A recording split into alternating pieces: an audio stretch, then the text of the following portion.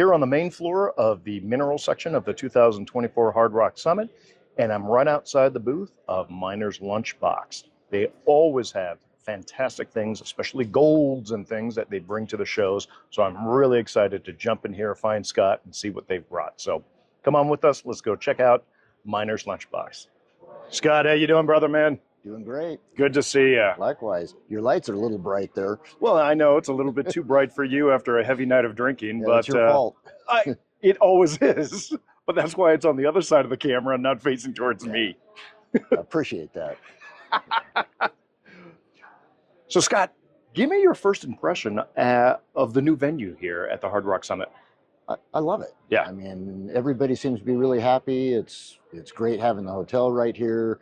It's a beautiful hotel, nice facility. Been a lot of traffic. It's been a great show. I'm really happy with it. Fantastic. Hitting on all cylinders. Yeah. Absolutely. Okay, you have a great case here as usual, and I've already seen some things that I'm falling in love with, and I'm not even a collector. So why don't we... We should change that.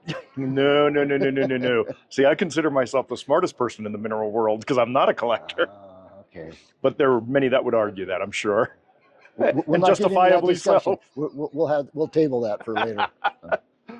Scott, let's start with this ruby from Miramar that I absolutely love. Can we take that out?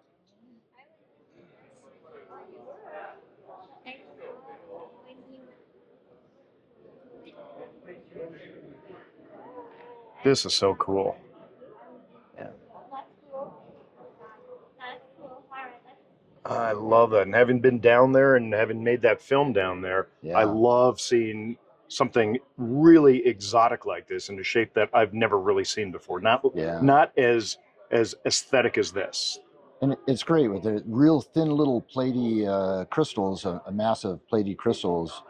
And the only reason you get such a big volume of it is they're so thin that they couldn't really cut them into stones. Mm-hmm. And I like them typical of ruby, and has incredible fluorescence with the big piece. It just pops I could imagine if we slapped a black light on that. Yeah. So I really like this thing. That is superb. I love that. I noticed that just walking by yesterday, and it's like for minerals to jump out of cabinets for me as I'm walking by, it's like, wow. Yeah, and this one doesn't necessarily jump out also from Mogok. So we got the Mogok double header here. Yeah, pegmatitic Danburite. Wow. I've never seen such a thing before. Now, when did this come out? Well, it's been in a collection in Mogok for quite a while. I suspect it finally made it to market with people taking things out of Mogok from the Civil War. It's a wreck there. I mean, even that film that I made, I could not make that again today. Yeah. Just don't have the access into the country anymore. Yeah. That is a great piece. And actually, this is a little bit aside, but I love that it's on a wooden base. Yeah, it's that different. Came from, I assume it's teak or something like that from Mogok. Okay, you're a gold guy. You're very well known for gold. You got a very interesting ace of diamonds back there. Can you bring that out?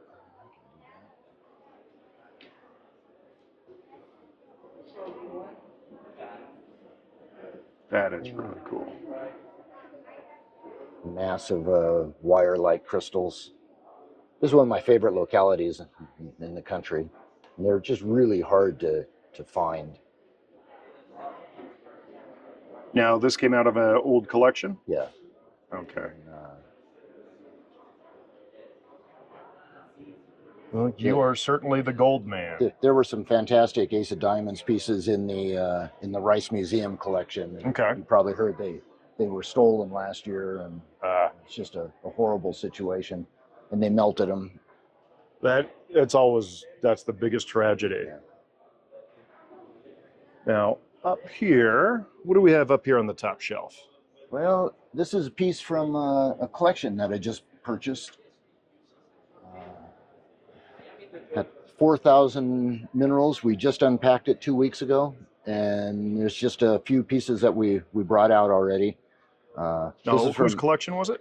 Neil Levette from the East Coast, and this is a Panasquera, classic arsenopyrite, muscovite, and quartz, but with really nice inclusions in there.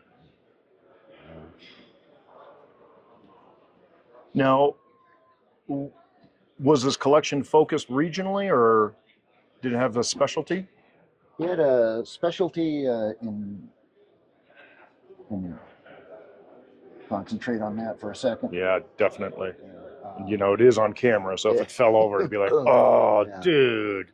He liked tungsten minerals especially, so Okay. a lot of scheelite, a lot of wolframite. We fondly say this collection is very heavy in the heavies. He also liked tantalum minerals, and Okay. so there's great cassiterite and scheelites from all over the world, especially Russia. Uh-huh. I got more pieces from South Korea than I've had in my entire career combined. Do you have some of those in the booth here?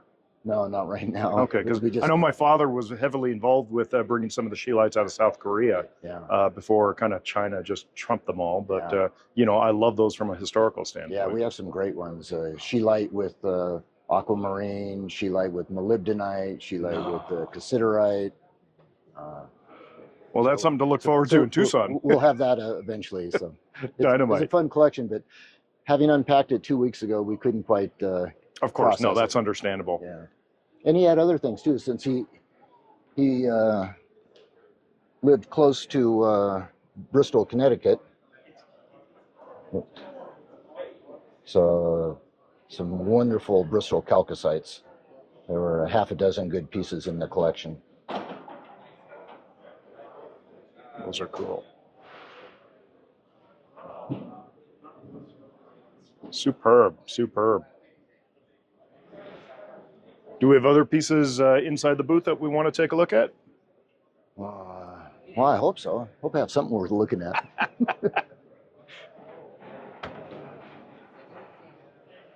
Yeah, I'll get that later. Okay.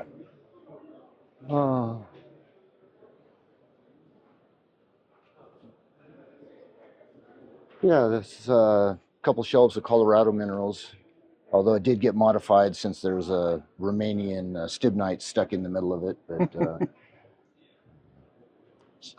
this is a combination of Neil Levette's collection and George Witter's collection.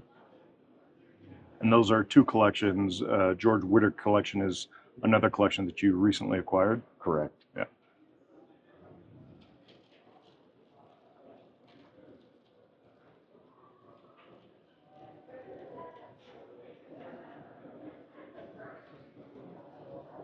God, when I see these yellow fluorites, they just jump. I love them. It just pops, yeah. I can't help it. I love them. Such a great color. Yeah. And that is a cool little emerald there. Yeah, and it actually stands out. If you look at it sideways, you won't be able to see too easily there, but part of it grew into open space. Oh, okay.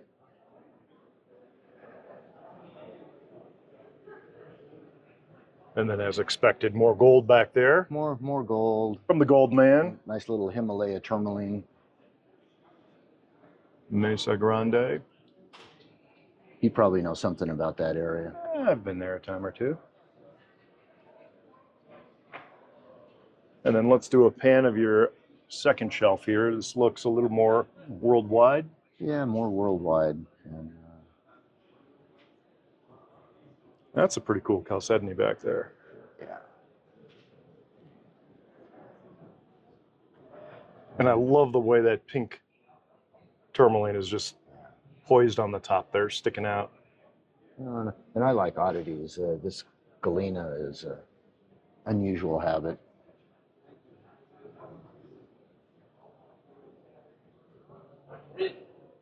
Superb. And this gold was from Neil Levette's collection also, from Hope's Nose. There were half a dozen Hope's Nose golds in the collection. That's from Hope's. Oh, it's from England. Yeah. Gotcha. 1986, is that what the year it entered a collection, or? No, that's his that's just his number. Okay, all right. It's not a year at all. I have all the finest observations here.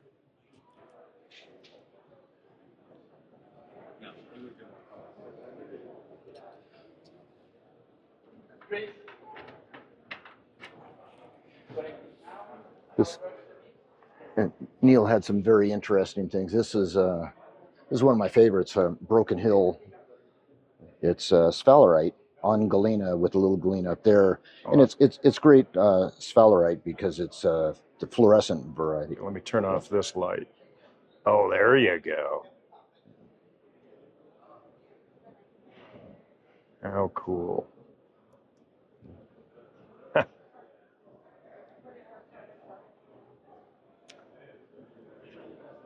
And everybody loves color, but occasionally you have to do it without color. But there's a new find from Greece, from Laurian. Superb. I love it. Yeah, great form. Yeah, it really is. That is fantastic. Nice big chunk of molybdenite back there. And I love this rutile. Look how delicate that is. I don't know how you pack that up. Kind of reminds you of Trump.